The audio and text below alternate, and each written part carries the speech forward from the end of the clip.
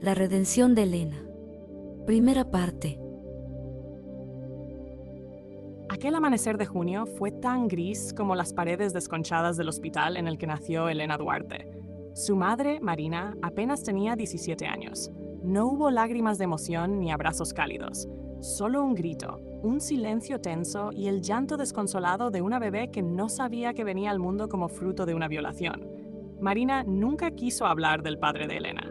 Decía que era mejor así.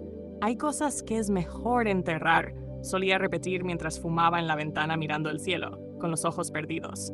La niña creció rodeada de secretos, en un hogar donde el amor escaseaba y las palabras pesaban más que las paredes. Elena aprendió desde temprano que el dolor era parte de la vida. Su infancia transcurrió en un barrio humilde, en medio de discusiones, abandono emocional y una madre que, aunque no era cruel, tampoco sabía amar. La niña pasaba las horas sola, jugando con sombras y hablándole al viento. Decía que las voces le hacían compañía. A los 6 años comenzó a tener sueños extraños. Unos seres de ojos rojos le hablaban en lenguas que no comprendía, le ofrecían poder y protección. Una vez despertó con un símbolo dibujado en el brazo, hecho con tinta de lápiz labial que ella juraba no haber tocado. Su madre, al verlo, la abofeteó pensando que era una broma, pero no lo era. En la escuela, Elena era callada. Los otros niños la evitaban. Decían que pasaban cosas raras cuando ella estaba cerca, luces que parpadeaban, gatos que maullaban sin razón. Incluso una maestra aseguró que Elena la miró fijamente y luego su silla se cayó sola, sin que nadie la tocara. Un día, cuando tenía 9 años, su madre desapareció. Salió a buscar trabajo y nunca regresó. Algunos dijeron que se fue con un hombre, otros que se suicidó. Elena fue enviada a vivir con su tía Lucinda, una mujer supersticiosa y amargada que decía que la niña tenía algo dentro que no era normal. Lucinda intentó llevarla a la iglesia, pero Elena no podía entrar. Cada vez que se acercaban a las puertas del templo, le daba fiebre, le sangraban las encías o simplemente se desmayaba. Los pastores dijeron que había que orar. Otros, más reservados, aconsejaron que la llevaran con alguien que supiera de estas cosas. Lucinda no tenía paciencia. Pronto dejó que la niña hiciera lo que quisiera con tal de no tenerla cerca. Y así, Elena creció sola, con una sed inexplicable por lo oculto, por lo misterioso. En la biblioteca de la escuela encontró libros de simbología, esoterismo y mitologías antiguas. Los devoraba como quien busca respuestas a preguntas que no puede formular. Una noche, mientras hojeaba un viejo libro de símbolos egipcios, un papel cayó entre las páginas. Era una nota escrita a mano, con tinta negra y letra elegante. Si sientes que no perteneces a este mundo, es porque no viniste a servir a la luz. Ven a conocer tu propósito. Llámanos. Estamos esperando. Junto a la nota, un número telefónico. Esa noche, Elena no pudo dormir, y sin saberlo, había comenzado el viaje más oscuro de su vida. La mañana después de encontrar la nota, Elena se levantó antes que el sol. El papel estaba doblado cuidadosamente debajo de su almohada. Durante toda la noche lo había tocado una y otra vez, como si el simple contacto le diera fuerza, o quizás una sensación de pertenencia. Nadie nunca le había dicho que la estaban esperando. Durante el desayuno, su tía Lucinda hablaba sola frente al televisor, ignorando a Elena como de costumbre.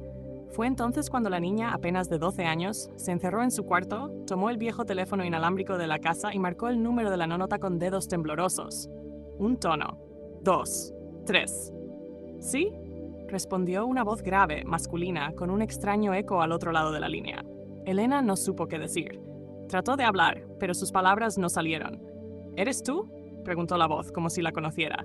Sabíamos que llamarías. El velo ya ha comenzado a abrirse. Elena tragó saliva. Encontré la nota en un libro.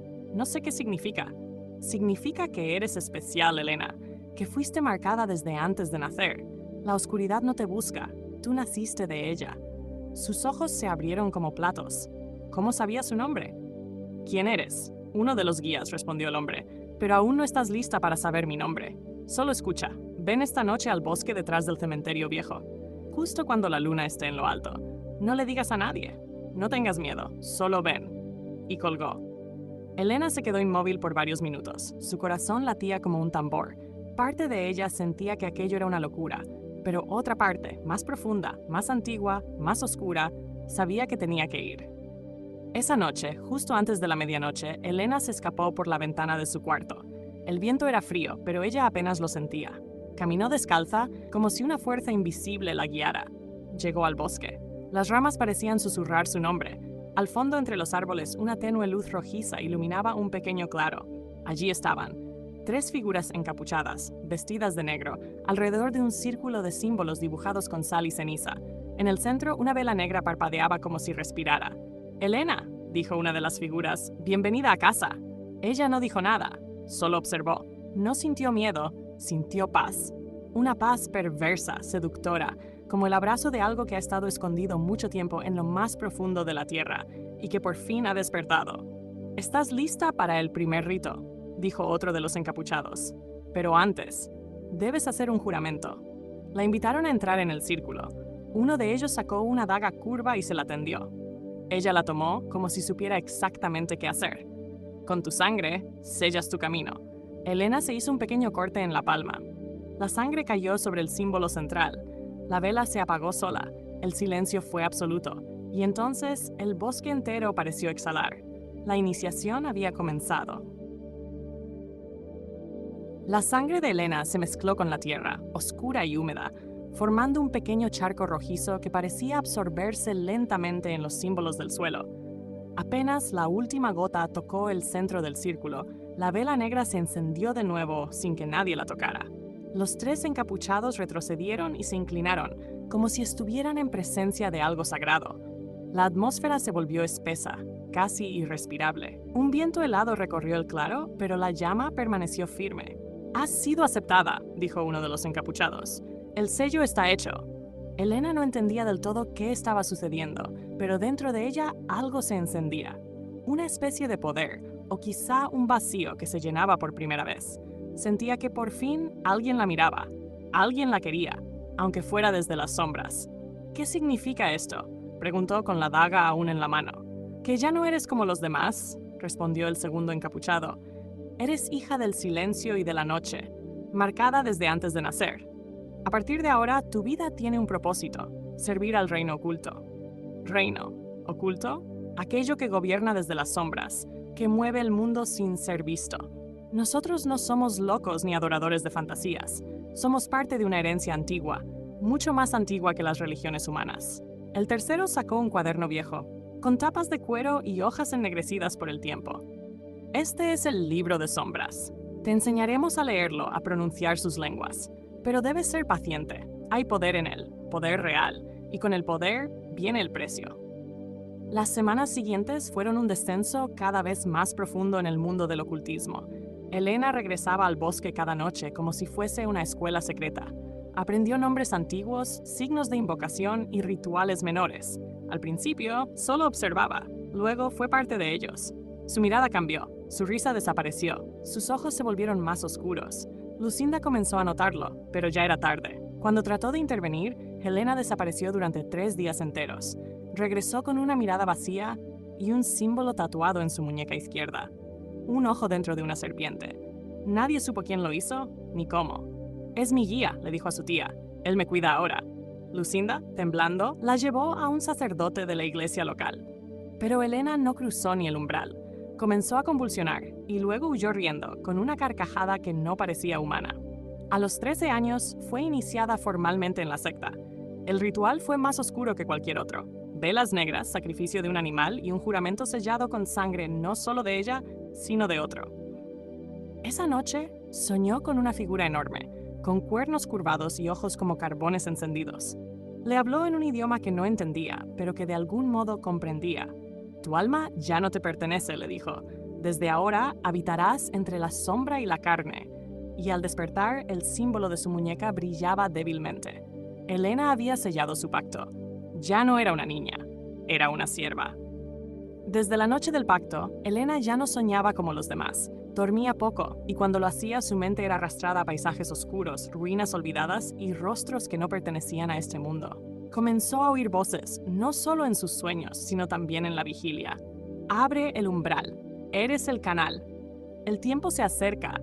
Las voces hablaban desde dentro. No eran alucinaciones, no eran imaginaciones, eran reales. Tenían nombres, intenciones y una voluntad que buscaba moldearla. Una noche, una de esas voces se presentó. «Mi nombre es Astaroth», susurró mientras ella escribía símbolos automáticos con una pluma negra. «Desde generaciones te he esperado». Elena, aún adolescente, se convirtió en medium del grupo. Podía ver lo que los demás no veían, podía sentir lo que estaba por venir. Algunos miembros de la secta comenzaron a temerle, incluso a reverenciarla. La llamaban la elegida del velo. Uno de los guías, el más anciano, la llevó aparte una madrugada y le habló con seriedad. «Elena, no es común que alguien tan joven reciba tantas manifestaciones tan rápido. El reino oculto te ha favorecido, pero eso también significa que tu destino es más oscuro de lo que imaginas». «¿Qué quieres decir?» «Que serás más que una sierva, serás sacerdotisa, y con ello el precio que pagarás será el alma misma». En el colegio su comportamiento se volvió errático. Tenía estallidos de rabia inexplicables y a veces hablaba en lenguas que los profesores no entendían. Fue expulsada de 2 instituciones en menos de un año. Lucinda, enferma y asustada, ya no sabía qué hacer. Un día simplemente empacó su maleta, la dejó frente a la puerta y le dijo: «Ya no puedo más contigo. Que Dios te perdone». Pero Elena solo sonrió. «Él no puede tocarme». Y se fue. Desde entonces vivió entre refugios, casas de conocidos del culto y rincones donde nadie preguntaba. Su mundo ya no era el mismo. Las voces se intensificaron. Le enseñaron a maldecir, a invocar entidades menores, a manipular con palabras, miradas y rituales. Pronto se convirtió en la más prometedora entre los suyos, pero con el poder vinieron las consecuencias. Una noche, mientras realizaban un ritual de invocación en una casa abandonada, algo salió mal. Uno de los nuevos adeptos no resistió la presión espiritual. Comenzó a gritar, a desgarrarse la piel con sus propias manos. El círculo se rompió, y por un instante, Elena vio algo, una figura a lo lejos, no como las otras, vestida de blanco. No le hablaba, pero la miraba con compasión. Elena tembló. «¿Qué fue eso?», le preguntó al guía. «Nada, una ilusión. Concéntrate, no dejes que la luz te distraiga». Pero en lo profundo, algo se había quebrado. La oscuridad la había poseído, sí, pero ahora la luz también había empezado a llamar. Después del incidente en la casa abandonada, Elena no volvió a ser la misma. Su cuerpo seguía en los rituales, sus labios pronunciaban las fórmulas oscuras, pero algo dentro de ella comenzaba a resistir. Pequeñas grietas imperceptibles al ojo de los demás, pero cada vez más evidentes para ella misma. Las noches ya no eran tan silenciosas. Las voces del reino oscuro seguían hablándole, pero ahora se mezclaban con otras. Una presencia distinta, suave, firme. No susurraba ni ordenaba, solo estaba. Una madrugada, después de un rito menor, Elena caminaba sola por una calle oscura con el corazón agitado. El aire era denso y el silencio cortante. Entonces una figura surgió de una esquina. Era un hombre, anciano, con una túnica blanca y una mirada limpia, intensa. «Elena», dijo con voz clara, «no eres lo que ellos dicen». Ella retrocedió, alarmada. «¿Quién eres? ¿Solo un mensajero? ¿Del culto? ¿De la orden?» «No», dijo, con ternura. «De aquel que te vio antes de que fueras formada, de aquel que lloró cuando hiciste el pacto, de aquel que aún te llama». Elena frunció el ceño. El símbolo de su muñeca ardió. «No digas ese nombre». «No lo he dicho aún», respondió él. «Pero tú lo conoces. En lo profundo de ti lo recuerdas, porque tú no naciste para servir a las tinieblas. Ellas te tomaron, te engañaron, pero hay un nombre que aún puede quebrar todas las cadenas». «¡Cállate!», gritó ella, dando un paso atrás. «Yo elegí este camino». El anciano solo la miró. «¿De verdad? ¿Fuiste libre al elegirlo? ¿O te sedujeron cuando eras más vulnerable que nadie?» Elena temblaba, sus manos ardían y los ojos se le llenaron de lágrimas. No entendía por qué. Nadie le había hablado así. Nadie le había dicho que podía haber otro camino. «¿Cuál es ese nombre?», preguntó con voz rota. El hombre se acercó, despacio, como quien no quiere herir a una paloma asustada.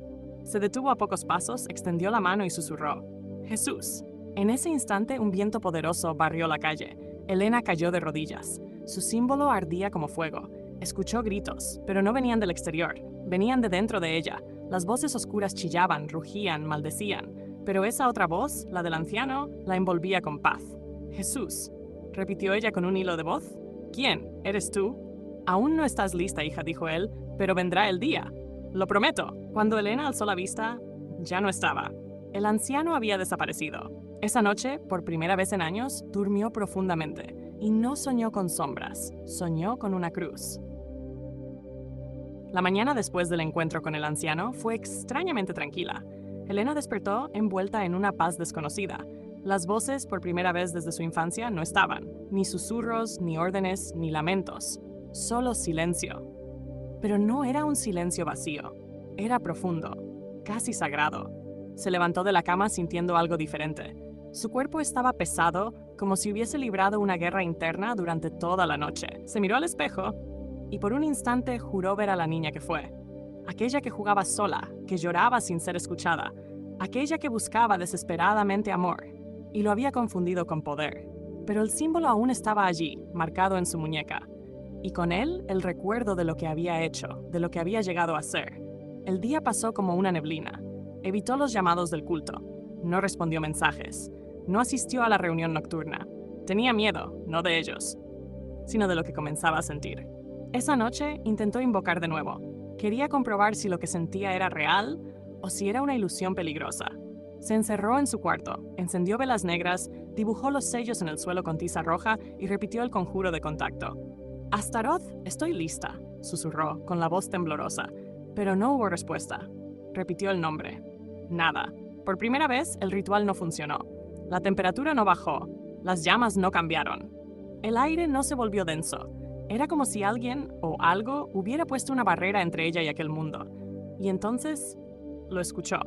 No una voz en su mente, sino un pensamiento que no era suyo. «No volverás a tocarlos, no mientras yo esté aquí». Elena retrocedió.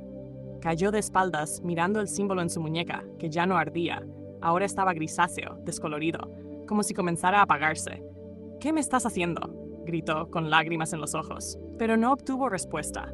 Solo el mismo silencio profundo. Un silencio que no asustaba, sino que sanaba.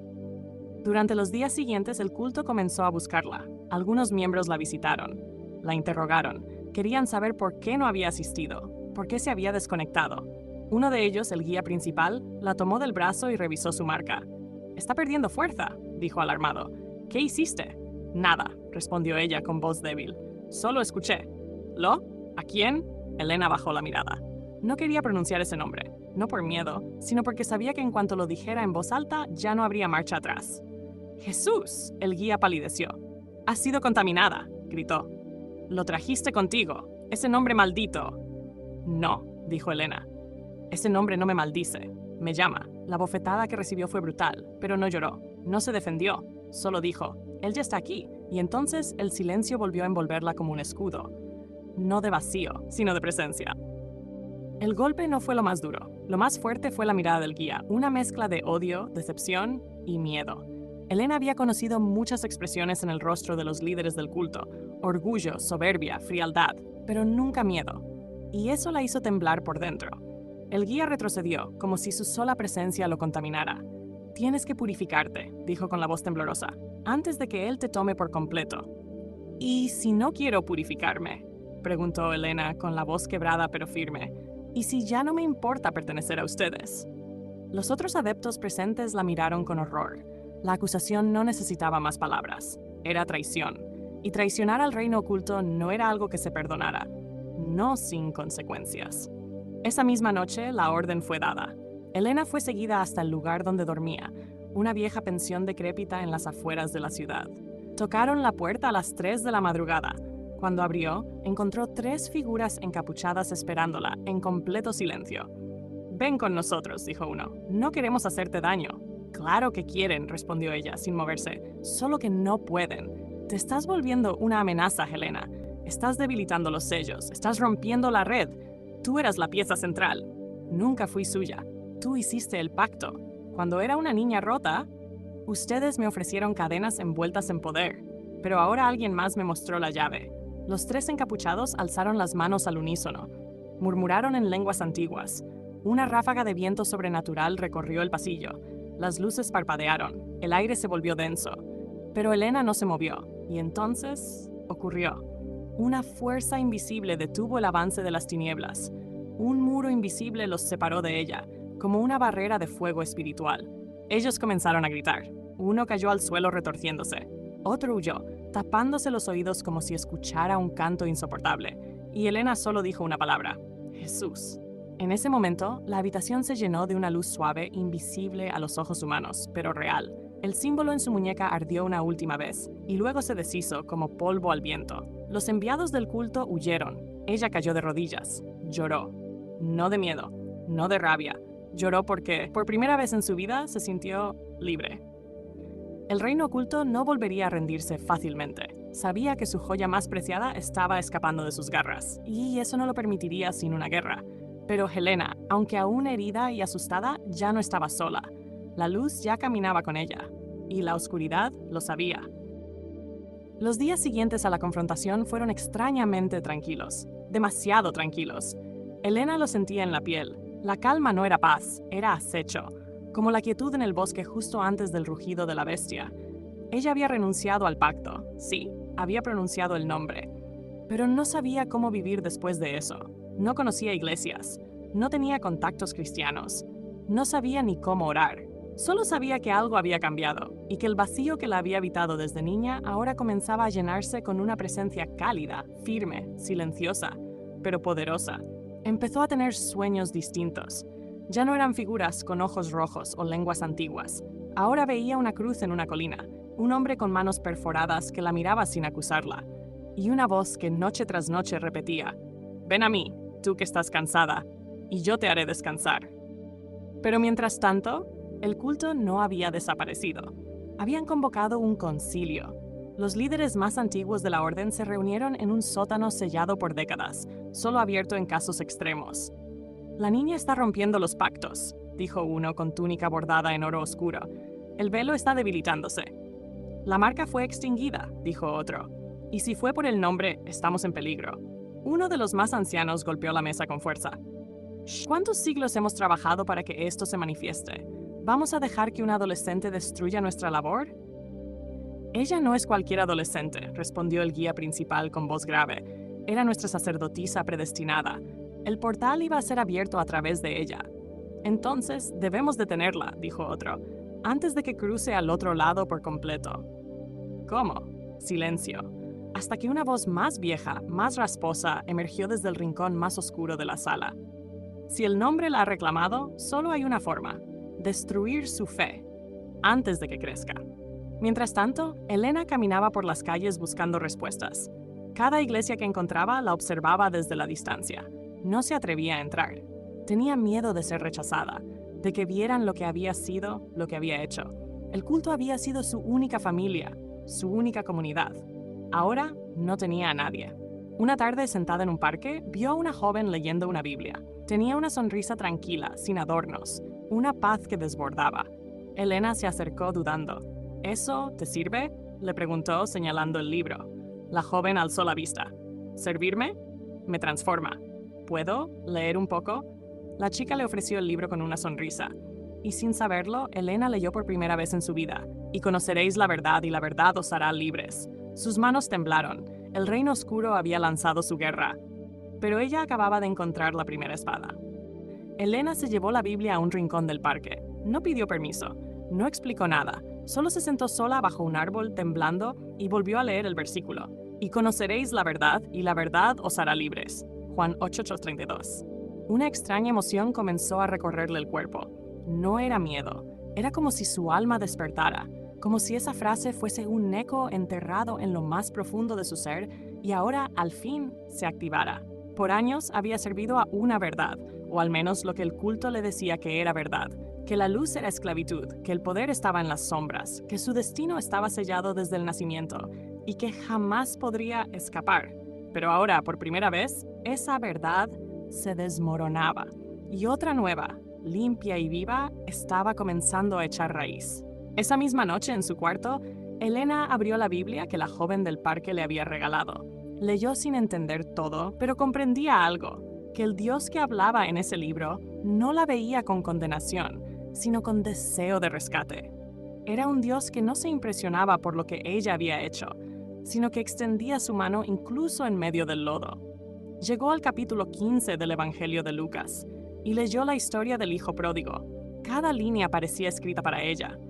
Cuando aún estaba lejos, lo vio su padre, y fue movido a misericordia, y corrió y se echó sobre su cuello, y Lucas 15:20.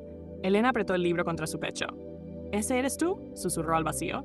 ¿Ese padre existe de verdad? El silencio respondió, pero un silencio distinto. No vacío, sino lleno de presencia, como si alguien estuviera allí. Ella cerró los ojos, y por primera vez en su vida, sin rituales, sin fórmulas, sin símbolos, habló. Si eres real, Jesús, si de verdad me puedes amar, si no me tienes asco, entonces te necesito. No sé orar, no sé ser buena, no sé cómo salir, pero si tú puedes sacarme, sácame. Y lloró. Lloró como nunca. Las sombras ya no tenían lugar donde esconderse. Pero mientras las semillas de libertad comenzaban a crecer en su corazón, el reino oculto lo sabía. Y esa misma noche, en el bosque donde una vez fue iniciada, el culto hizo una declaración. Encendieron el círculo, marcaron el suelo con sangre fresca, y uno de los líderes mayores, con los ojos en blanco, gritó: ¡Que los demonios escuchen! Nos fue arrebatada. Exigimos restitución. Exigimos la caída de la traidora. Y del suelo surgió una figura. No era humana, no era visible para cualquiera, pero llevaba la orden más clara del infierno: destruidla. Desde aquella noche en que oró por primera vez, Elena sintió que algo dentro de ella había cambiado definitivamente. Ya no era solo una muchacha confundida que buscaba sentido. Ahora sentía una extraña convicción, una fuerza que no venía de ella misma, una certeza suave pero poderosa que le decía: no estás sola. Pero también a la par comenzaron los ataques. Las tinieblas habían recibido la orden y no pensaban quedarse de brazos cruzados. Todo empezó con pesadillas. Al principio eran simples sobresaltos, puertas que se cerraban solas, voces lejanas en su oído mientras dormía. Luego fueron más intensas. Sentía que la asfixiaban en sueños, que alguien le susurraba palabras que helaban su sangre. Algunas noches despertaba sudando, con marcas en los brazos, como si algo invisible la hubiese sujetado. Intentó buscar ayuda. Fue a 2 iglesias pequeñas del barrio, pero al contar su historia, los líderes solo la miraron con recelo. Algunos no creyeron, otros se asustaron. Una mujer le dijo: «Tú abriste portales. ¿Qué esperas? No es tan fácil limpiarse de eso». Elena regresó a su habitación con el corazón roto. Por primera vez en días, pensó en rendirse. Tal vez no hay salvación para gente como yo, pensó. Pero justo esa noche, mientras lloraba en su cama, tuvo un sueño diferente. Soñó que estaba en un campo desierto. Todo estaba seco. De repente comenzó a llover. Lluvia limpia, clara, que no empapaba su cuerpo, sino su alma. Frente a ella estaba de pie el hombre de la cruz. No decía nada, solo extendía sus manos perforadas y sonreía. Cuando Elena despertó, algo dentro de ella supo: no me ha dejado. A pesar de todo, sigue aquí. Pero el culto no se detuvo. Una tarde, cuando caminaba por una calle cercana a la estación de tren, un joven se le acercó. Tenía la misma mirada vacía que ella había visto en los rituales. Elena lo reconoció de inmediato. Era un adepto menor de los que había entrenado en sus días como sacerdotisa. «Regresa», le dijo él, sin emoción. «Aún puede ser perdonada». «Ya fui perdonada», respondió ella con firmeza. «Solo que no fue por ustedes». «Entonces serás destruida», dijo el joven, y desapareció entre la multitud como una sombra. A partir de ese día comenzó la persecución física. Fue seguida, amenazada. Un día encontraron su nombre escrito con sangre falsa frente a su pensión. Otro día, su Biblia fue hallada quemada en la entrada de su cuarto. Pero Elena ya no tenía miedo. Cada noche, a pesar del temor, se arrodillaba, oraba como sabía, pedía fuerza y leía el Salmo 91 en voz alta. «El que habita al abrigo del Altísimo morará bajo la sombra del Omnipotente». Salmo 91. El culto había soltado al infierno sobre ella, pero el cielo también había abierto sus puertas, y la batalla apenas comenzaba. Tras semanas de ser perseguida y amenazada, Elena comprendió que no podía seguir sola. El enemigo era espiritual, pero los ataques se manifestaban en lo físico, en lo psicológico, en lo emocional. Era como si cada rincón de su vida estuviera siendo observado. Había noches en que sentía manos invisibles presionando su pecho. Otras veces, sus objetos aparecían en posiciones diferentes. Incluso llegó a escuchar su propio nombre susurrado desde lugares vacíos. Y sin embargo, una palabra le venía cada vez con más fuerza a la mente: refugio. Una tarde, mientras caminaba sin rumbo por una zona desconocida, escuchó el canto de una iglesia. Era una pequeña casa de fachada blanca, sencilla, sin grandes letreros, con ventanas abiertas y niños jugando en la entrada. Una voz suave se elevaba desde el interior. «Torre fuerte es el nombre del Señor. A él correrá el justo y será levantado. Elena se detuvo. Su corazón latía con fuerza. Quiso correr. Su instinto le gritaba, «No entres, ellos no te querrán allí». Pero la voz interna, esa que ya no era suya, le susurró algo más fuerte. «Aquí estarás segura». Dio un paso, luego otro, y entró. La atmósfera cambió de inmediato. No era el canto ni la decoración, era la presencia. Algo invisible, pero real, llenaba el ambiente. No la rechazaba, no la juzgaba, la abrazaba. Un hombre de cabello canoso y sonrisa serena se acercó. «Bienvenida», dijo con voz cálida. «Te estábamos esperando». Elena lo miró confundida. «¿Cómo lo sabe?» «No lo sé», respondió con una sonrisa. «Pero Dios sí, y Él siempre avisa». Le ofrecieron asiento, le dieron agua, nadie le preguntó su pasado, nadie la interrogó, solo oraron con ella, lloraron con ella, y luego la abrazaron. No como una ex sacerdotisa, no como una fugitiva. La abrazaron como a una hija. Por primera vez, Elena sintió algo que nunca había experimentado: pertenencia santa. El pastor de esa pequeña congregación, el hermano Andrés, comenzó a visitarla. Le llevó una Biblia nueva. La ayudó a entender lo que estaba leyendo. Le explicó que lo que vivía era una guerra espiritual, pero que el león de Judá ya estaba peleando por ella. «No estás en este proceso por accidente», le dijo una tarde. «Lo que el enemigo usó para destruirte, Dios lo usará para levantarte. Tu testimonio va a rescatar a muchos.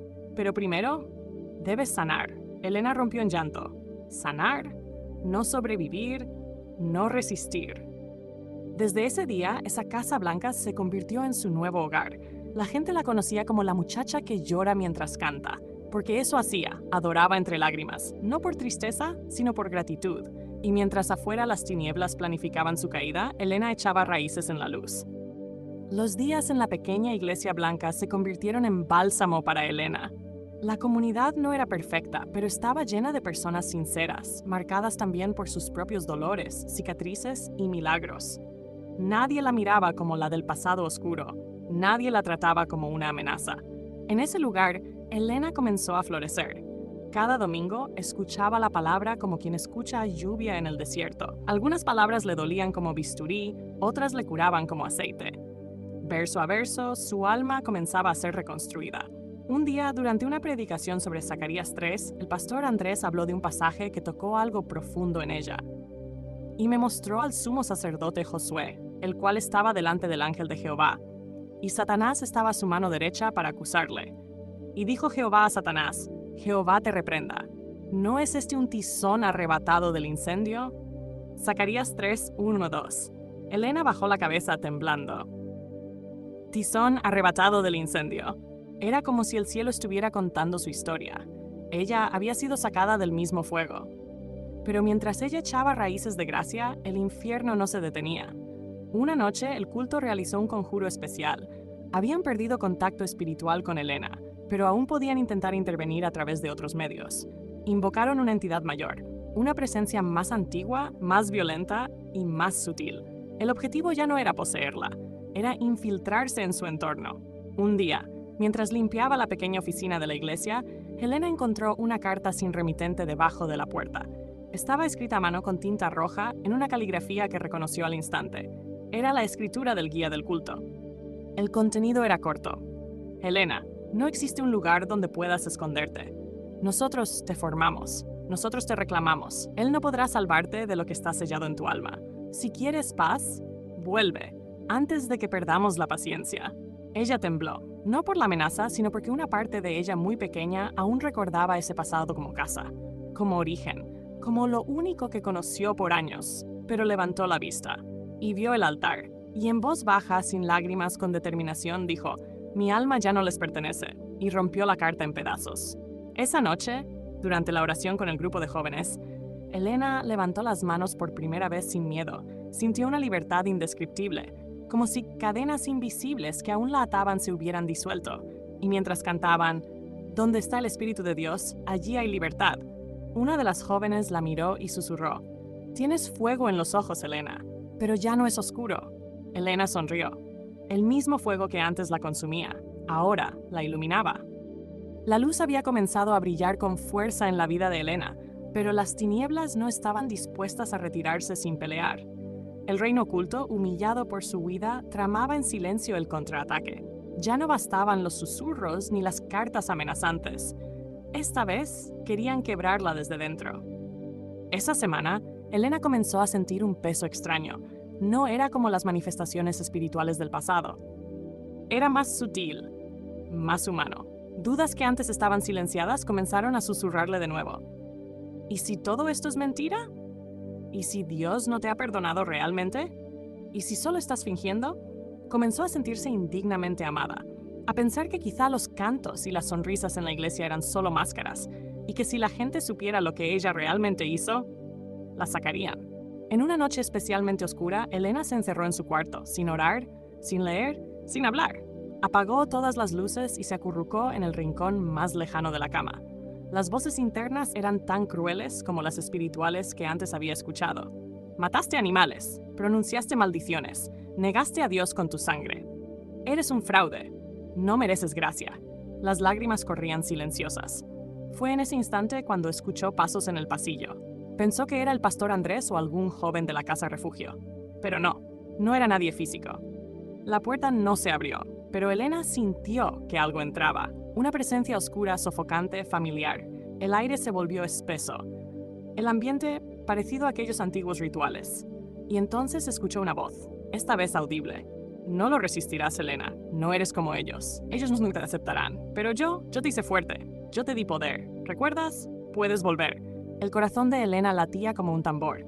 La sombra se hizo más densa, la temperatura bajó, el suelo crujía. Pero en ese momento un susurro brotó de sus labios. No fue un grito, no fue una orden, fue un ruego.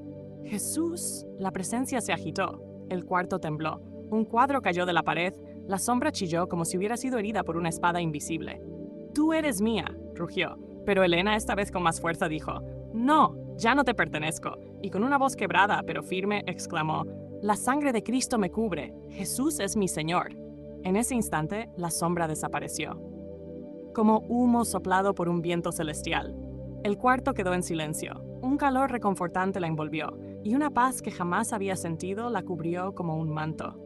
Minutos después, alguien llamó a la puerta. Era el pastor Andrés. «Sentí que debía venir», dijo. «¿Estás bien?» Elena lo miró con los ojos llenos de lágrimas. «Me atacaron, pero no pudieron quedarse», él sonrió, «porque ahora ya no luchas sola, y el que pelea por ti ya venció hace mucho». A la mañana siguiente, Elena tomó su cuaderno de notas. En la primera página escribió una frase que sellaría su nuevo camino. «Antes pertenecía a la oscuridad. Ahora soy hija de la luz, y no hay vuelta atrás». Elena comenzó a despertar a una nueva realidad. No solo estaba siendo liberada, estaba siendo formada. No era una víctima que escapó del infierno.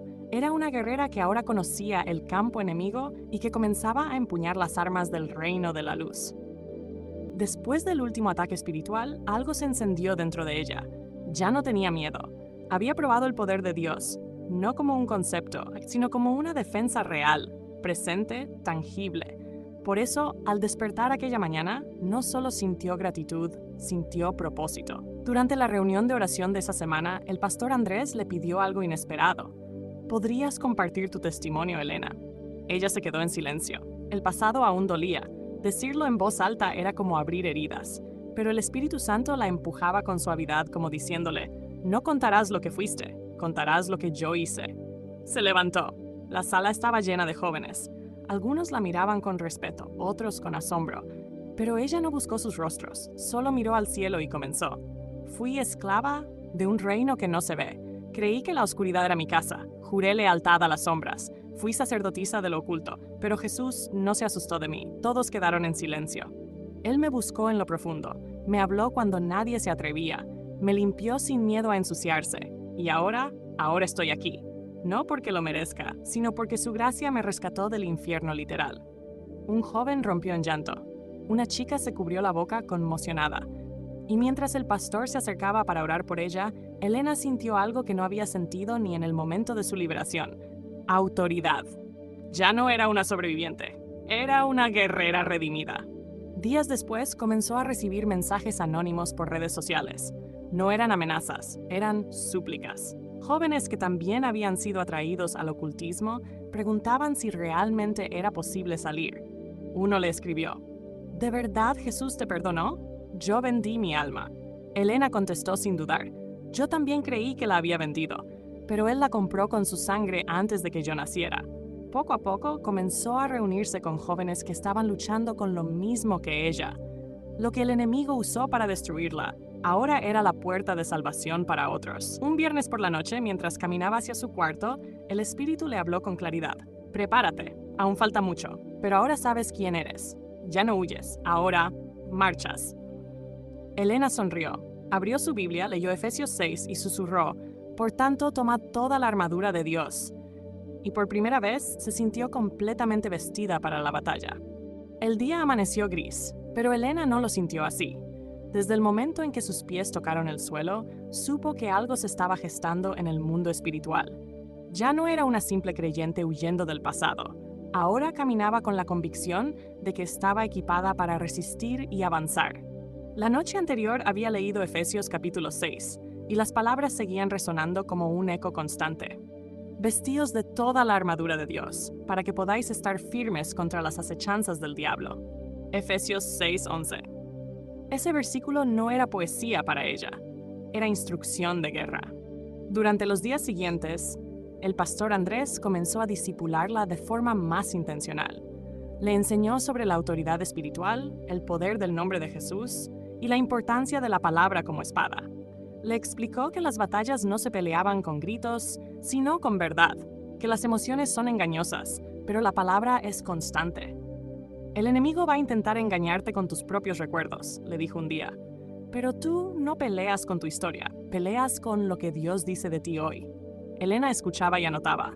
Cada enseñanza era como una pieza nueva de su armadura, el cinturón de la verdad, la coraza de justicia, el calzado del evangelio, el escudo de la fe, el casco de la salvación y sobre todo la espada del Espíritu. Y algo en ella empezó a cambiar. Ya no reaccionaba con temor cuando escuchaba ruidos en la noche. Ahora se levantaba y oraba. Ya no evitaba los recuerdos de los rituales, los enfrentaba con las promesas de Dios. Su rostro, antes marcado por la angustia, ahora irradiaba una autoridad suave, pero firme. Incluso los miembros más antiguos de la congregación lo notaban. Hay algo distinto en ti, hija, le dijo una anciana llamada Marta, como si hubieras cruzado un desierto y regresaras con agua para otros. Elena solo sonrió. No regresé sola, respondió. Alguien me fue a buscar. Una tarde recibió un mensaje inquietante en su celular. Te estás exponiendo demasiado. Estás despertando el odio de aquellos que duermen en las sombras. Deja de hablar o no habrá paz. No había remitente, solo palabras frías. Elena se estremeció, pero no sintió miedo, solo rabia santa, porque sabía que esa advertencia venía del reino oculto. Ellos sabían que su testimonio estaba comenzando a romper cadenas en otros, y entonces oró con una fuerza nueva. Señor, no me escondas, muéstrame, úsame. No importa si vienen por mí, si tú vas delante. Esa noche, Elena soñó que caminaba por un valle oscuro. A lo lejos, figuras oscuras gritaban y la señalaban, pero ella avanzaba, y cada paso que daba encendía luz a su alrededor. En sus manos sostenía una espada brillante con inscripciones de fuego. Alguien a su lado, una voz que no podía ver pero que reconocía, le dijo, «Eres mi testigo. No te llamé para escapar, te llamé para vencer». Y entonces comprendió. Ya no vestía túnicas negras, ahora vestía armadura de luz. Las semanas siguientes se convirtieron en un terremoto espiritual. Mientras Elena caminaba cada día más firme en la fe, el reino de las sombras comenzó a tambalear, no por un ataque físico ni por alguna confrontación directa, sino por algo que el infierno no soporta, una hija redimida caminando en obediencia. El culto satánico, del cual una vez fue sacerdotisa, entró en crisis. Los rituales ya no surtían el mismo efecto. Los adeptos más nuevos comenzaron a presentar ataques de pánico durante las sesiones. Los símbolos, antes impregnados de poder oscuro, ahora parecían inestables. Los líderes sabían que algo invisible estaba desgastando su estructura espiritual, y entonces lo entendieron. Era ella. Elena, la elegida, la canalizadora, había cambiado de reino. Uno de los líderes más antiguos lo confirmó con una sola frase después de consultar con un demonio mayor en un ritual sellado. Ella ya no es nuestra, y mientras permanezca en él, somos vulnerables. Mientras tanto, en la iglesia, Elena seguía creciendo. Cada semana ayudaba a jóvenes con historias de ocultismo, drogadicción, abuso, ansiedad y desesperación. Nunca los miraba con pena, sino con autoridad compasiva. Dios te puede sacar, decía con convicción, porque me sacó a mí. Y si alguien como yo pudo recibir misericordia, tú también puedes. El pastor Andrés un día le entregó un micrófono antes de comenzar el servicio. Hoy tú predicas. Elena se quedó congelada. ¿Yo predicar? No tienes que saber teología. Solo cuenta lo que Cristo hizo y deja que el Espíritu haga el resto. Ese día, Elena compartió su historia por primera vez desde el púlpito. No ocultó nada. Habló de los pactos, los demonios, la sangre, los rituales, y luego habló del nombre que cambió su destino. Jesús. Hubo llanto. Hubo liberación. Una joven cayó de rodillas y comenzó a confesar que también había participado en brujería. Un joven confesó que escuchaba voces desde niño. Esa noche hubo salvación. El infierno tembló, y ella lo supo. Esa madrugada volvió a soñar. Se vio de pie sobre una montaña. El cielo estaba despejado. Abajo el reino de las sombras ardía, no por su mano, sino por la luz que ahora la habitaba. Y una voz le habló desde lo alto. Tú eras trofeo del enemigo. Ahora eres espada del rey. Elena despertó llorando, ya no por dolor, sino por gratitud. La batalla no había terminado. Aún faltaban heridas por sanar, almas por rescatar y ataques por resistir. Pero ahora, los demonios sabían su nombre y lo temían. Después de aquella noche donde compartió su testimonio desde el púlpito, Elena no volvió a ser la misma. Algo se activó en su interior. No era una emoción pasajera, era un llamado.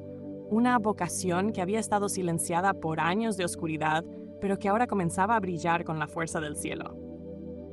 Los días siguientes fueron intensos. Jóvenes comenzaron a acercarse no solo para escuchar su historia, sino para recibir dirección, oración, consuelo. Muchos habían vivido ocultismo en secreto. Otros, aunque no sabían cómo explicarlo, sentían una opresión que nadie lograba discernir. Hasta que escuchaban a Elena. «Tú sabes cómo se siente», le decía una muchacha. «Tú estuviste ahí. Por eso te creo». Y eso era cierto. Elena no hablaba desde la teoría, hablaba desde las cenizas convertidas en fuego santo. Una tarde, mientras caminaba por la ciudad, pasó frente a una librería cristiana. En el escaparate había un libro con una frase que la detuvo. Los llamados no se escogen, son marcados, son perseguidos y son sostenidos por gracia. Elena entró, compró el libro, no lo leyó de inmediato, pero esa frase quedó tatuada en su mente. Esa noche, el pastor Andrés fue a visitarla. «Elena», dijo con ternura, «hay algo que el Espíritu me ha mostrado». «¿Qué cosa?», preguntó ella. «Tú no solo estás aquí para sanar, estás aquí para ser enviada». Ella bajó la mirada. ¿Enviada? ¿A dónde? Donde otros no se atreven a entrar, a lugares donde los religiosos no pisan, pero donde Dios sí quiere llegar. Elena se quedó en silencio. ¿Y cómo sabré si estoy lista? No estarás lista, pero estarás obediente, y eso es suficiente. Esa noche volvió a soñar. Esta vez no había sombras, ni fuego, ni montañas, solo una gran mesa con muchas sillas vacías. En el centro, una voz le decía, «Ve y llama a los que están afuera. Hay lugar para ellos también». Elena despertó con una certeza grabada en el alma. Había sido llamada a rescatar a los que, como ella, vivieron entre las tinieblas. Y ese llamado no dependía de su historia ni de su capacidad. Dependía solo de la gracia de aquel que la había redimido. A la mañana siguiente abrió su cuaderno y escribió 3 palabras que marcarían su nueva etapa. «Soy enviada ahora». Y el cielo sonrió. Porque el infierno había perdido una sacerdotisa. Y el reino había ganado una mensajera con cicatrices que ahora brillaban como señales de victoria. Elena comprendió que su historia ya no era una carga, sino una llave. Lo que antes la avergonzaba, ahora era su credencial espiritual. Las ruinas de su pasado se habían convertido en el escenario donde Dios estaba levantando un altar para su gloria. Su primer envío no fue a un púlpito ni a una cruzada evangelística. Fue a un barrio olvidado, donde muchas chicas jóvenes estaban atrapadas en prácticas ocultistas disfrazadas de espiritualidad moderna. Tarot, astrología, meditación guiada, sanación con cristales, prácticas que el enemigo había maquillado de luz pero que llevaban cadenas invisibles. Elena fue con una pequeña libreta, una Biblia desgastada y una oración temblorosa. «Señor», susurró, «tú sabes que yo estuve ahí. No voy a hablarles como si fuera mejor, solo quiero que vean lo que tú hiciste conmigo». Esa tarde conoció a Sara, una adolescente de apenas 16 años, con la mirada vacía y las muñecas cubiertas de pulseras rituales. Elena no necesitó mucho para discernirlo. La chica estaba oprimida espiritualmente. «¿Qué ves cuando te miras al espejo?», le preguntó. un error, un estorbo, un canal para lo que me visita en la noche. Elena se estremeció, porque esas mismas palabras las había dicho ella misma años atrás. Lo que te visita en la noche no es tu don. Es una cárcel, dijo con firmeza, pero conozco a uno que rompe cadenas invisibles. Sara la miró con recelo. ¿Dios? ¿La iglesia? No creo en eso. Yo tampoco creía. Y aún así, él creyó en mí. Y esa frase quebró algo en Sara. Comenzó a llorar sin saber por qué, y por primera vez dejó que alguien orara por ella. Elena puso su mano sobre la cabeza de la joven, y con voz temblorosa pero llena del espíritu declaró: «En el nombre de Jesús, la oscuridad ya no tiene dominio sobre ti. Eres amada, eres vista, eres llamada». Y esa tarde, en una banca de concreto en un barrio olvidado, una adolescente fue liberada. Las siguientes semanas se convirtieron en un constante ir y venir. Elena visitaba centros juveniles, casas de recuperación, pequeñas iglesias y hasta plazas públicas. No llevaba un programa, solo su historia y su Biblia abierta. Personas de todo tipo se le acercaban. Yo también hice un pacto. Yo soñé con sombras por años. Yo no sabía que Jesús podía querer a alguien como yo. Y Elena repetía lo mismo. Tú no eres demasiado sucio. Jesús no tiene miedo de tocar lo que nadie más quiere. Mientras tanto, el reino oculto comenzó a perder adeptos. Algunos desaparecieron, otros rompieron sus sellos, varios quemaron sus objetos de consagración. El culto lo sabía, y aunque no lo admitían, temían su nombre. Porque donde antes había ruinas, ahora había vida. Y Elena, la que fue sacerdotisa del abismo, ahora era mensajera entre ruinas. Una enviada del reino que no solo predicaba, rescataba. Elena estaba completamente entregada. Ya no se preguntaba si era digna o capaz. Ahora solo preguntaba: ¿a quién debo ir hoy, Señor? Y la respuesta siempre llegaba, a veces en un sueño, a veces en un rostro en la calle, a veces en el llanto de un alma rota que parecía reflejar su pasado. Una mañana despertó con un ardor en el pecho, como si su interior estuviera encendido. No era enfermedad, no era ansiedad, era fuego. Un fuego que no dolía, pero que tampoco le permitía quedarse quieta. Abrió su Biblia y sus ojos se clavaron en el libro de Jeremías. Y dije: no me acordaré más de él, ni hablaré más en su nombre. Pero fue en mi corazón como fuego ardiente metido en mis huesos. Traté de sufrirlo, y no pude. Jeremías 29. Ese versículo la atravesó. Eso es lo que siento, dijo en voz alta. Fuego en los huesos. Sabía que no era el momento de bajar el ritmo. El espíritu la estaba empujando más allá. No solo a testificar, sino a formar, a interceder, a levantar a otros. Esa misma semana organizó por su cuenta una pequeña reunión en un parque abierto. No había micrófono, no había sillas, solo una lona en el suelo, un termo con café, Biblias desgastadas y un cartel escrito a mano. ¿Oscuridad? Yo estuve ahí. Ven y hablemos. Los primeros en acercarse fueron 3 jóvenes con ropa negra, cabello teñido y símbolos ocultistas en sus collares. Se sentaron a una distancia prudente, burlándose entre ellos. Pero Elena los miró con ternura, no por ingenuidad, sino porque reconocía las máscaras. Sé que tienen preguntas, les dijo. Yo también me reía de los cristianos, hasta que uno me habló con verdad y sin miedo. Uno de ellos, el mayor, le dijo con tono desafiante: ¿y qué tiene tu Jesús que no tenga mi fuego interior? Elena respiró hondo y respondió sin rodeos: mi Jesús no te pide sangre, la derramó por ti. No te esclaviza con pactos, te llama a libertad. No te visita en sueños. Vive en ti. Silencio. Nadie se burló más, y al final uno de ellos, el más callado, pidió que oraran por él. Esa noche, mientras Elena caminaba de regreso a casa, sintió el mismo fuego encendido. No era físico, era espiritual. Su vida se estaba convirtiendo en un altar encendido en medio de la oscuridad. Y mientras caminaba, escuchó al espíritu decirle con fuerza: te forjé en el fuego, para que ardas, no para que huyas. Elena levantó las manos al cielo. Hazme brasa viva, Señor. Aunque queme, no quiero volver a apagarme. Y el cielo, silenciosamente, respondió. Elena había crecido.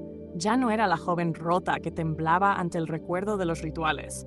Ahora caminaba con paso firme, con palabra en sus labios y con pasión en su mirada. Su historia se esparcía como fuego sobre leña seca, encendiendo corazones que también habían sido marcados por las tinieblas. Pero el enemigo nunca se rinde tan fácil. Una noche, después de una jornada de ministración intensa, Elena volvió a casa con el alma cansada. El fuego seguía ardiendo, pero su cuerpo comenzaba a pasar factura. Se sentó frente al espejo, se quitó los zapatos y comenzó a llorar en silencio. No de dolor, sino de carga. ¿Cuánto más, señor? ¿Hasta dónde debo seguir?, preguntó con voz débil. No hubo respuesta inmediata. Solo silencio. Fue entonces cuando el ataque más peligroso vino.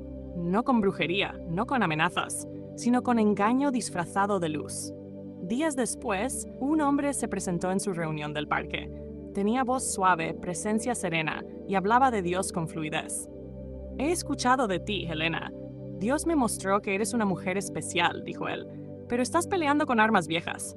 Hay nuevas revelaciones, niveles altos, dimensiones más profundas del espíritu». Usaba términos cristianos. Hablaba de visiones, códigos, pactos de luz. Pero algo dentro de Helena comenzó a inquietarse. No por miedo, sino por discernimiento. Ella le preguntó directo: «¿Crees que Jesucristo es el Hijo de Dios y que su sangre es el único camino?». Él sonrió, pero su mirada cambió. Jesús fue un gran maestro, pero hay más allá de la cruz. Helena se puso de pie. La misma frialdad que sentía en los rituales oscuros la envolvió. «No necesito más allá de la cruz», declaró con firmeza, «porque en la cruz todo fue consumado». El hombre la miró con desprecio sutil, pero no dijo más. No volvió. Esa noche, Helena comprendió. El enemigo ya no podía espantarla, así que intentaba seducirla. Abrió su Biblia temblando y leyó 2 Corintios 11:14. Y no es maravilla, porque el mismo Satanás se disfraza como ángel de luz. 2 Corintios 11:14. Y oró llorando: «Señor, guárdame no solo del mal, sino de lo que parece bueno, pero no viene de ti». El ataque del engañador había sido repelido, pero le dejó una marca. La guerra no siempre grita, a veces susurra, y Helena, más alerta que nunca, escribió en su cuaderno: «Amo el fuego, pero nunca dejaré de mirar la cruz». Y el cielo asentía, porque una verdadera guerrera no solo pelea, discierne. La vida de Helena se había convertido en una llama constante. Ya no era una llama de destrucción como en sus días oscuros, sino una llama de dirección. Donde quiera que iba, encendía algo. Donde quiera que hablaba, algo se rompía. Pero lo que más la sorprendía era que muchos comenzaban a seguir su ejemplo. Otros estaban subiendo la misma montaña. Una tarde de domingo, el pastor Andrés le propuso algo. «Quiero que formes un grupo con los que han salido del ocultismo, no para esconderse, no para lamentarse, sino para ser testigos». Helena abrió los ojos. ¿Un grupo de los que fueron del otro lado? «Exacto», respondió el pastor. «Testigos que estuvieron en el abismo, pero que ahora se paran en la cima para anunciar lo que Dios hizo». En menos de una semana el grupo fue realidad. 5 personas, cada uno con cicatrices diferentes. Sara, la joven del barrio esotérico. León, un ex tarotista que había vivido bajo adicciones. Diana, criada en un linaje de santería. Rafael, un joven que había intentado suicidarse después de pactar con espíritus guía. Y Helena, la ex sacerdotisa. No se reunían para compartir trauma, sino triunfo. Oraban, leían, ayunaban, se edificaban, se cuidaban. Y por sobre todo, se preparaban para ser enviados. Un día, Diana dijo con voz entrecortada: «Yo pensaba que jamás podría contar mi historia sin vergüenza. Pero al verlos a ustedes, me doy cuenta de que no soy basura, soy testigo». Helena sonrió. «Lo somos, no sobrevivientes. Testigos». Una semana después, viajaron a una iglesia en las afueras de la ciudad. Era una congregación pequeña, pero estaba llena de jóvenes confundidos. Allí, por primera vez, hablaron como grupo. Uno a uno dieron testimonio. Uno a uno contaron lo profundo del pozo y lo alto de la redención. La atmósfera se quebró. Varios jóvenes comenzaron a confesar prácticas ocultas que mantenían en secreto. Otros rompieron collares, libros, símbolos. Un muchacho gritó llorando: «Yo pensé que Dios no me iba a perdonar jamás». Y fue Rafael quien se acercó, puso su mano sobre su hombro y le dijo: «Yo también pensé lo mismo, pero aquí estoy, vivo, limpio, libre». Esa noche, Helena salió sola al patio trasero del templo. Miró al cielo estrellado, respiró hondo, sintió una presencia suave. Y escuchó una vez más esa voz interna: «No solo te saqué para que vivieras, te saqué para que hablaras, para que muchos más vean lo que hice contigo». Y entonces lo comprendió. Ya no era una mujer que caminaba sola, era parte de un ejército de testigos en la cima, gritando al mundo que Cristo todavía salva. Helena y su grupo de testigos comenzaron a ser invitados a diferentes iglesias, barrios, incluso cárceles juveniles.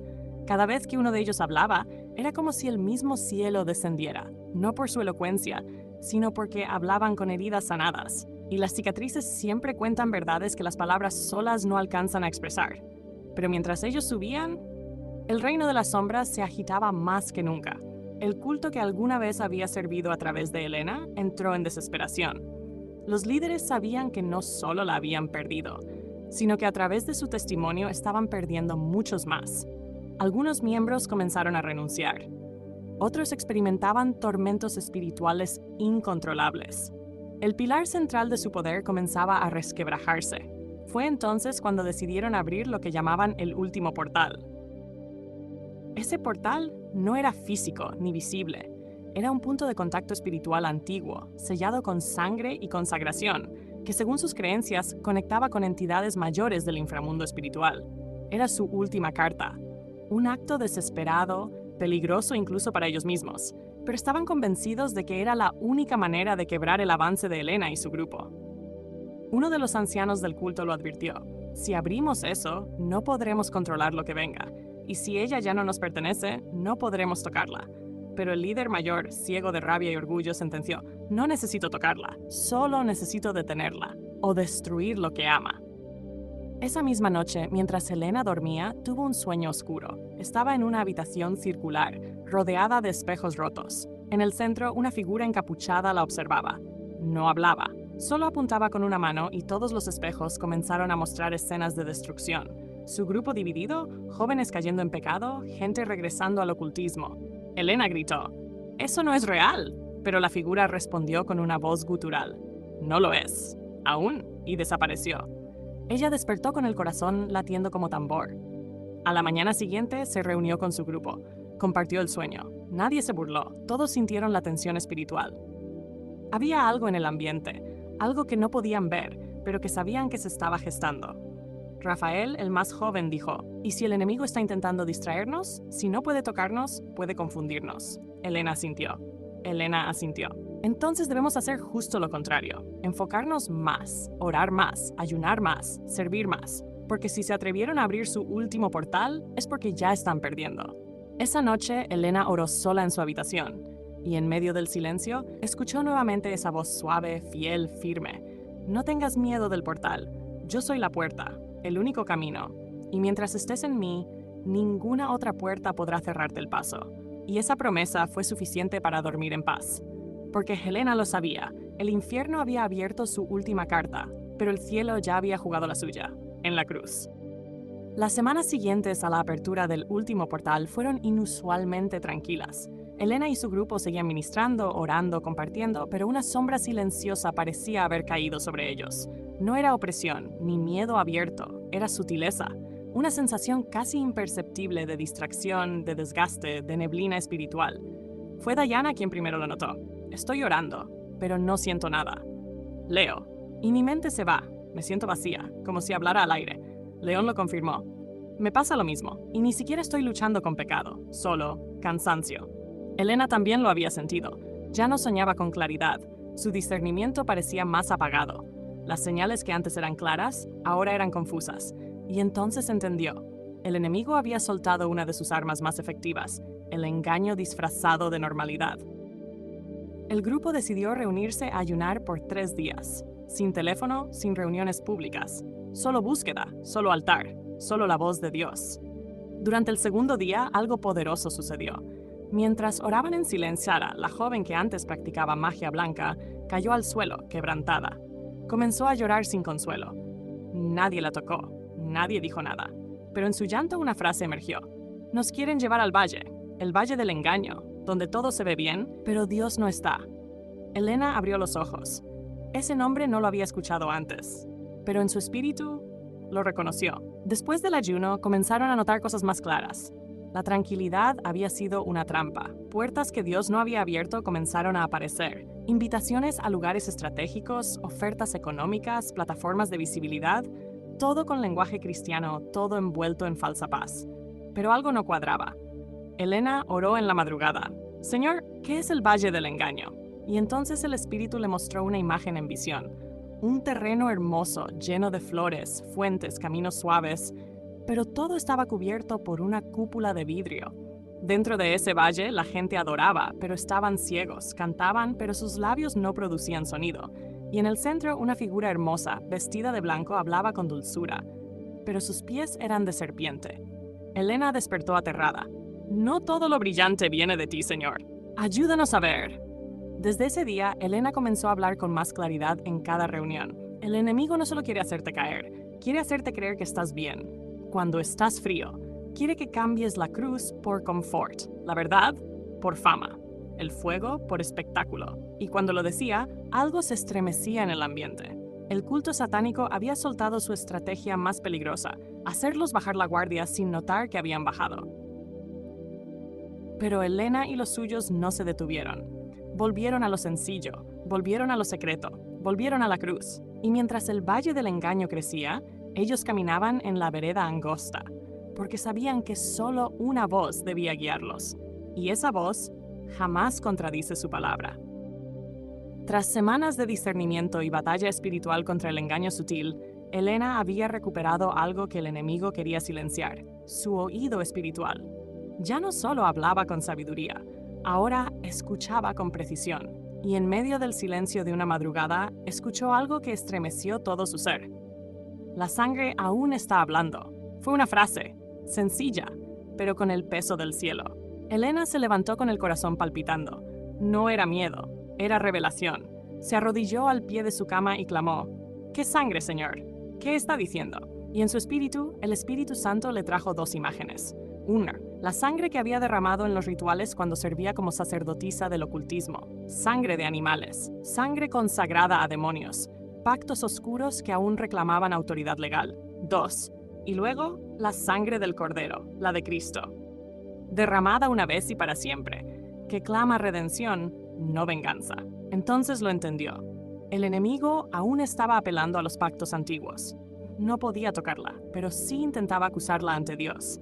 Y por eso los ataques no cesaban, y por eso venía tanto desgaste, porque en el mundo espiritual había una batalla sobre quién tenía derecho sobre ella. Esa misma mañana, Elena convocó al grupo. Necesitamos hacer algo que no hemos hecho: renunciar públicamente, en voz alta, a todo pacto de sangre que alguna vez sellamos. El ambiente se volvió tenso. Algunos bajaron la mirada, no por miedo, sino por la seriedad del asunto. Rafael preguntó: ¿pero no fue suficiente recibir a Cristo? Elena respondió con ternura: sí, somos salvos por gracia, pero hay puertas que nosotros mismos abrimos, y también nos toca cerrarlas con autoridad. Ese día, en una colina cerca del lugar donde se reunían, el grupo hizo una oración profunda. Uno a uno comenzaron a declarar: renuncio a toda palabra que pronuncié con sangre. Rompo toda alianza oscura, consciente o inconsciente. Cancelo todo pacto hecho en ritual, altar o pensamiento. Declaro que la única sangre que me cubre es la de Jesucristo. Y cuando todos lo hicieron, Elena, con voz firme, declaró: y todo espíritu que aún reclama derechos sobre nuestras vidas, que escuche esto. La sangre de Cristo habla más fuerte y grita: libre. Algo cambió en el aire. Un silencio poderoso descendió, y todos sintieron una paz que nunca antes habían experimentado. Elena levantó sus manos al cielo. Gracias, Señor, porque tu sangre no solo cubre, habla por nosotros, y no clama culpa, clama redención. Esa noche, Elena escribió en su cuaderno: el infierno sigue reclamando derechos, pero el cielo tiene la última palabra, y esa palabra es sangre. Después de la oración de renuncia y proclamación del poder de la sangre de Cristo, algo comenzó a ocurrir en los lugares que nadie podía ver con ojos naturales.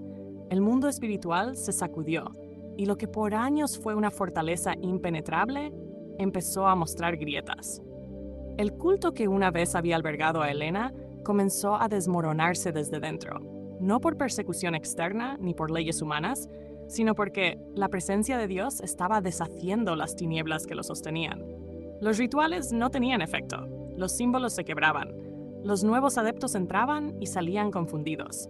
La atmósfera, antes densa y dominante, se tornó inestable. Uno de los líderes, el mismo que había instruido a Elena en sus años oscuros, comenzó a sufrir ataques espirituales inexplicables, pesadillas constantes, visiones de fuego, una voz que lo perseguía en sueños, repitiendo la misma frase: ella ya no es tuya, ella es mía. Y lo peor para él era que esa voz no venía con odio, venía con autoridad, venía con luz. Mientras tanto, Elena recibía noticias extrañas. Una joven que alguna vez la había odiado dentro del culto, ahora pedía hablar con ella. Un excompañero de los rituales le escribió: «No puedo más. ¿Tú crees que aún hay esperanza para alguien como yo?» Y uno a uno, los que habían sido sus aliados en el pasado comenzaban a quebrarse.